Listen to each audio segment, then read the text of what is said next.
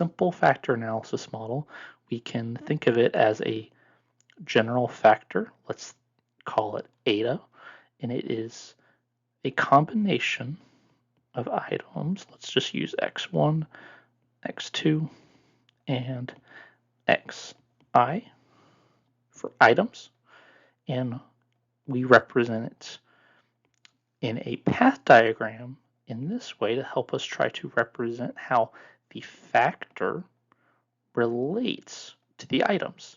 But the nice part about factor analysis, it also allows us to decompose the unique variance of each item, where we have a uniqueness associated with each, which is also a latent or unknown variable or unique factor that is associated with each item. And so this is the path diagram representation of a factor. But we can also do this with matrix algebra, which allows us to use a lot of the power of linear algebra to manipulate these structures. And so if we have a set of outcomes or items, x1, x2, xi, for all the items, that is then equal to the set of what are called intercepts or means for each item. Sometimes they're tau, tau1, tau2, tau I. So that represents the mean. In the path diagram, they're typically not included, but we can include them by using a triangle to represent the aspect of the item. Now, that is in addition to the factor loadings, which are these paths here. And that allows us to represent the relationship between each factor and each item.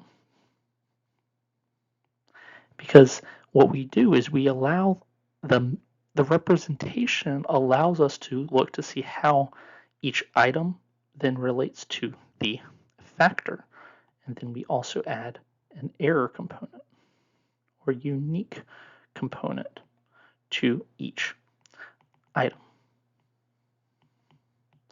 And we can illustrate how we can extract the matrix representation to get these structural equations for each observed variable. So if we take x1 is simply equal to tau1 plus lambda 1 times eta plus a unique component for that item. And what you'll notice is that the latent variable does not have any subscripts in this example because it is invariant across items. And that means it's equal across items in this representation because we're only doing it for a single person. And what happens is when this factor matrix expands, we get a lot of unique possibilities with factor analysis. And I'll show you here in a second. So first I'm going to show you an expanded path diagram with two factors. So if we take eta1 and eta2, they're related factors, meaning there's some correlation between these two factors. Let's just use a small number of items, just use x1, x2, and x3 are all items or indicators of factor 1. And then we have x4, x5, and x6 are all items on factor 2. And by on, I mean they're directly loading on that item.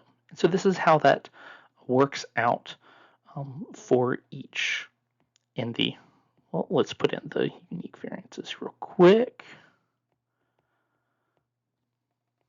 U4, U5, U6, there we go. Okay, my writing is terrible today.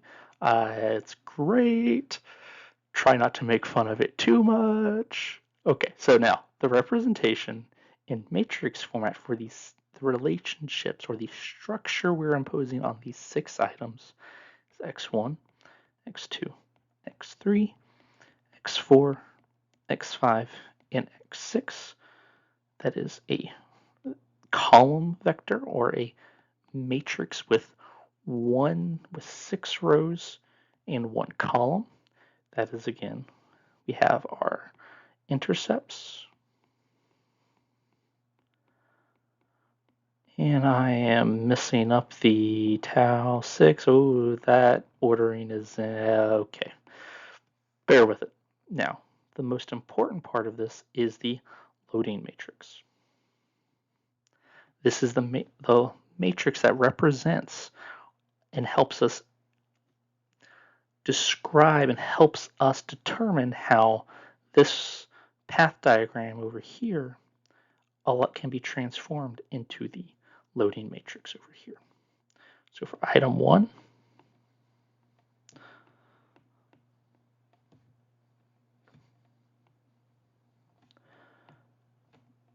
lambda eta, let's eta 1, eta 2, there we go. Then plus error over on the side.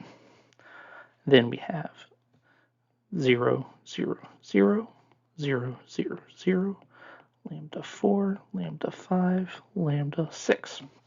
So here's the unique part of the matrix representation of a two-factor model where we have what is called a simple structure.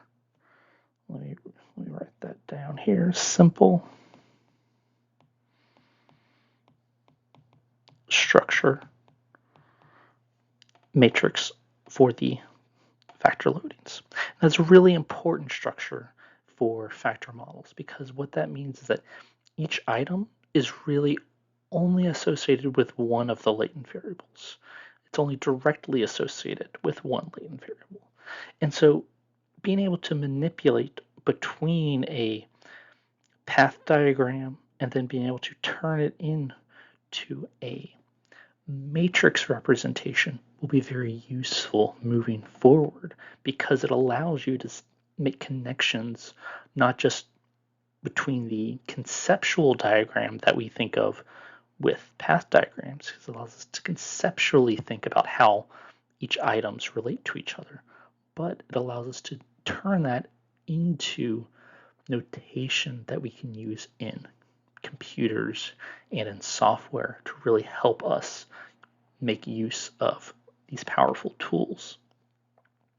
And that's really what I wanted to cover today is the connection between path diagrams and the matrix representation. It becomes such a powerful tool in our analytical box to be able to move between these two structures fluidly, but also doing it when you need to.